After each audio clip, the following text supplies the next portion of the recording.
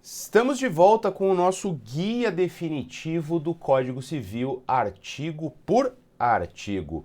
Não esquece de me seguir aqui nas redes sociais, lá no cantinho você vê o QR Code que você consegue me acompanhar pelo Instagram. Professor Paulo Souza, lá no adv.paulosouza. E hoje a gente continua com os comentários dos nossos artigos do Código Civil, um a um, e pela primeira vez nós vamos mudar de capítulo, é do lado de lá, ó.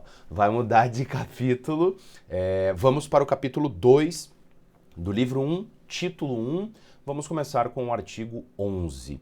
E o artigo 11 dá início a uma parte vinculada aos direitos da personalidade. Então, até aqui a gente falou sobre a personalidade da pessoa natural e os elementos vinculados a ela, como a capacidade, por exemplo, e agora a gente vem falando sobre as consequências disso, que são os direitos da personalidade, que são direitos subjetivos. E o artigo 11, como você pode ver aí, vai falar que, com exceção dos casos previstos em lei, ou seja, tem exceção, os direitos de personalidade são intransmissíveis e irrenunciáveis, não podendo seu exercício sofrer limitação voluntária.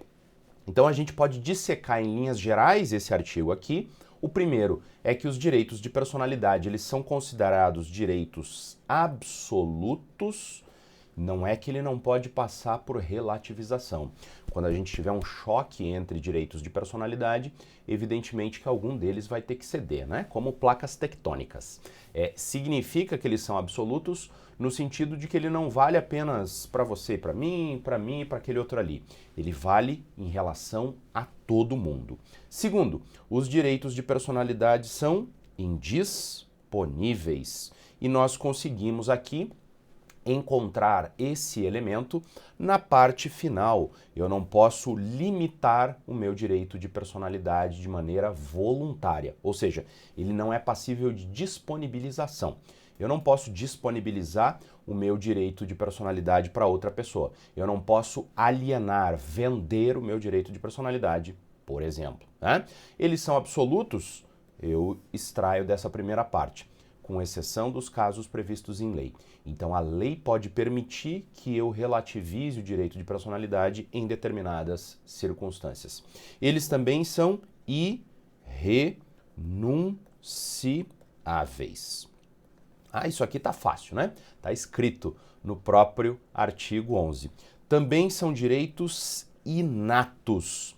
Aqui não está no artigo 11, ele está vinculado muito mais ao artigo 2º do Código Civil, que vai falar lá sobre a capacidade em geral, né? A capacidade de direito. Então, os direitos de personalidade nascem conosco, teoria natalista.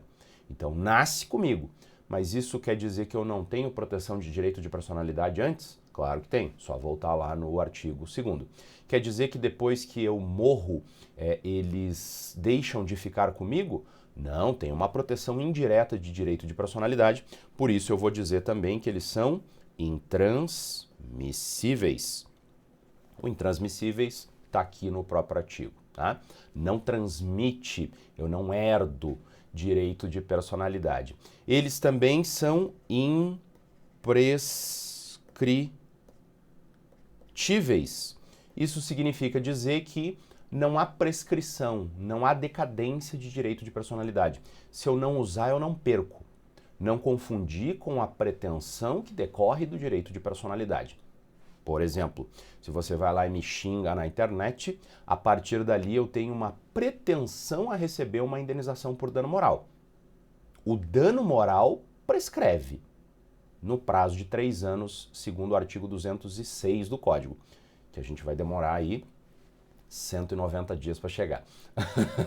Mais ou menos, né? Mas a gente vai chegar lá. Pois bem, aqui eu tenho a prescrição da pretensão. Agora, o direito em si não prescreve. Quer dizer que você me xingou uma vez, eu não fiz nada, não entrei com uma ação de indenização contra você. Agora você pode me xingar à vontade? Claro que não, porque os direitos são imprescritíveis, tá? E por fim, eles são extrapatrimoniais. Ou seja, os direitos de personalidade não compõem o meu patrimônio no sentido estrito. não tem uma aferição econômica. Quanto vale a sua privacidade? Não tem um valor específico. Por isso eles compõem aquilo que a gente chama de dano moral ou dano extrapatrimonial quando houver uma violação.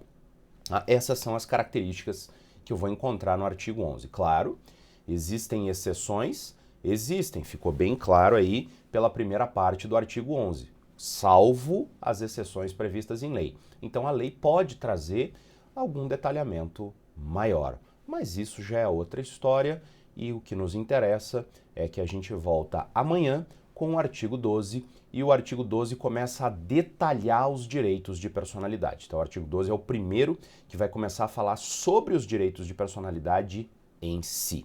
Te espero amanhã.